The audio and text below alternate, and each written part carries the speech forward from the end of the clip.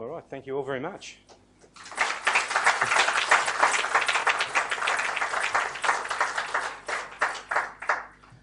Now, I suppose we cut the link, Ben?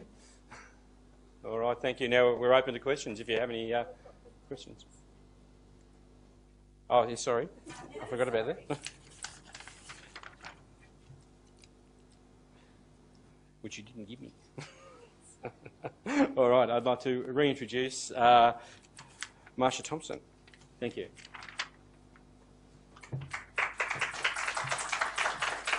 Thank you. Ian's cursing me because I actually took his papers and walked off with them, so they're all out of order now. He did get them back. Look, can I first acknowledge the traditional owners of the land we're on, their elders both past and present, and express how pleased I am to be able to be here on behalf of the Honourable Bronwyn Pike, the Minister for Education, for this launch. I was given a minute to speak before, and I wanted to make sure that we thanked the people who needed to be thanked. But it is really true to say that the work of Ian Geddes and Danielle, who I've known for a very long time now and have had dealings with on this issue personally, don't know when the clock stops. They actually have worked very hard to deliver for international students, and people need to know just how hard and how long the hours that they've put in to make this happen today, and they need to be congratulated for that, and for all of those people who have been involved.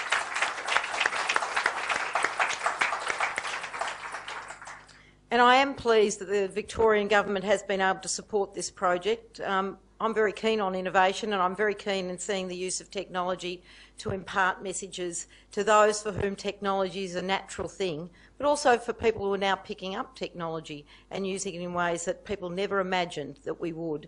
And to be able to see that we are now communicating with potential students all around the world, not just sending them messages of why it's such a wonderful place to come and study here in Victoria and in Melbourne, because it certainly is.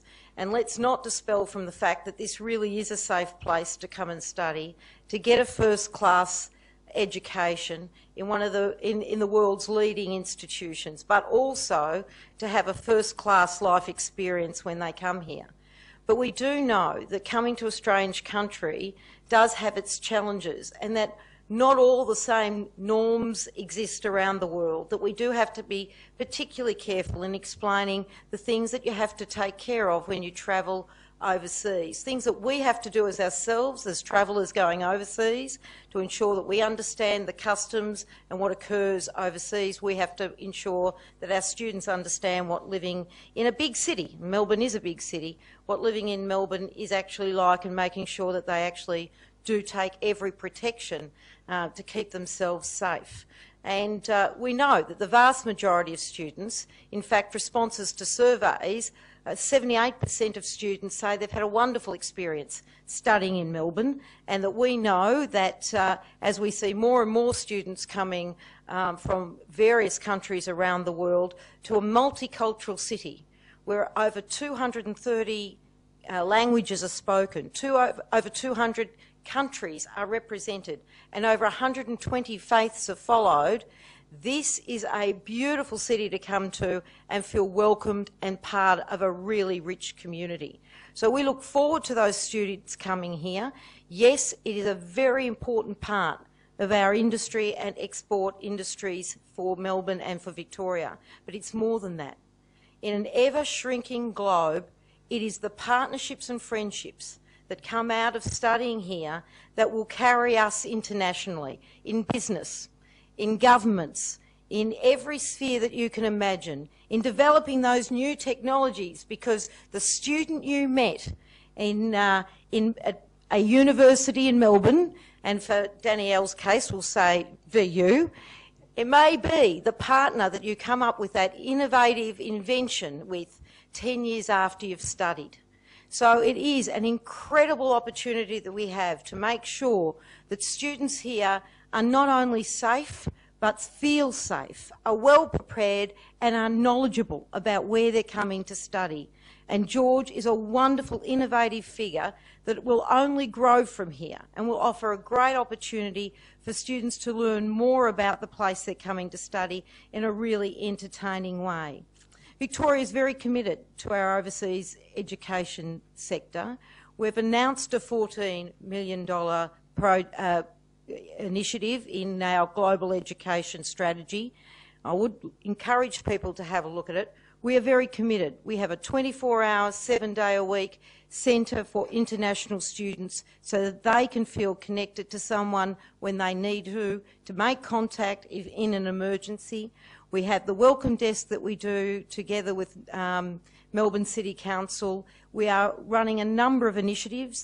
The hospitality card, which is a bit of a favourite of mine, the hospitality card to introduce international students to many of our places of interest like the MCG, to a footy match, to the Melbourne Cricket Ground for cricket, to the museum, to the Arts Centre, just so that we're balancing off our interests. We're not all sports fanatics. To the zoo, to other places of interest, so they really get to have an experience of what life in Melbourne is really like. So to all of you who have dealings with international students, who know how tough it can be for those students to make themselves feel at home here, and for whom it's your job to help in that exercise, I hope George goes some of the way to doing that. Can I tell my John Hale story before I finish? Okay. Sorry, we in the West have become a very close, connected group on international students. John Hale is a firefighter. John Hale, for most of you, will be well known, who deals with the issues of fire safety for international students. And John Hale would like to have been here today, but he can't, he's in Adelaide. But when we were talking about coming here and we were talking about George, John Hale suggested that George should also have a fire safety message. Now, my concern is with John Hale and fire safety messages that our poor little George is going to get singed. But if we ever do create that interactive game, can we please make sure that there's no dead button for George, please? Anyway, thank you very much for the invitation to be here today. I really do wish to congratulate both Ian, Danielle and Larry Anderson in Sydney and everyone who's been part of making George a reality.